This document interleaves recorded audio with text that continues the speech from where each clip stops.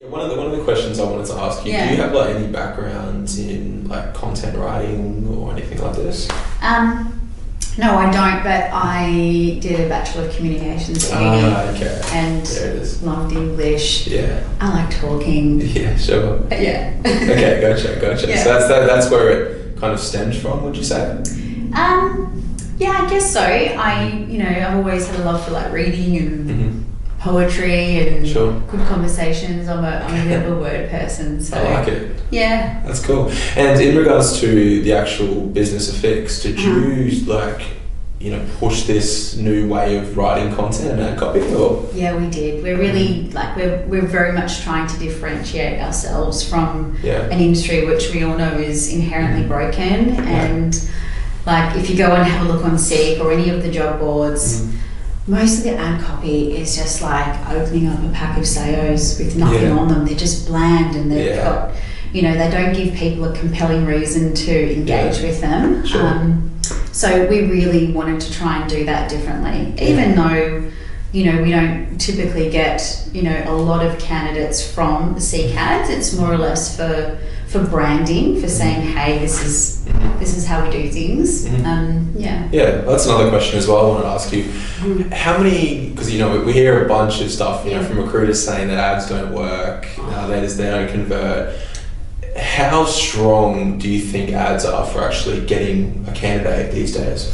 I'm actually so glad that you asked this because I went through all of the placements that I've made since I've started at Affix, and 40% of the people that I have put into jobs have come from a really well-written ad, and this other sort of 60% have been from headhunting or my own network. So I think that's really powerful. I think that job boards are not dead. They play a very pivotal sort of, component in, the search mix when working on a role.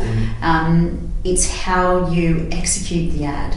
Write it well, have the tone in it, tell a story, give people a reason to engage. And that's just not from a recruiter's perspective, that's also from, employers, like HR managers and things, and internal talent teams that are writing the ad copy. Like, don't be afraid to put some tone in it, try and sort of shave off that.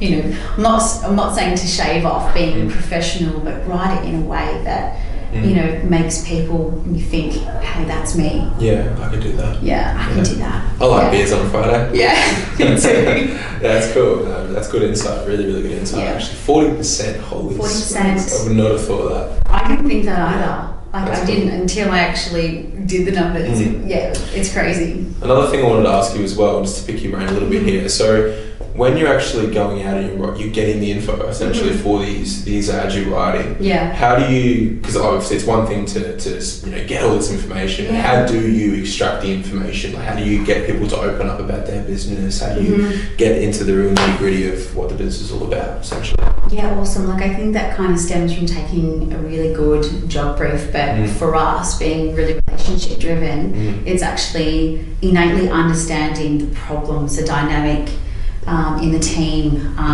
the issues, the great things about the team and where the business is going, and sort of being creative enough to sort of, extract all of that information and tell a story, essentially.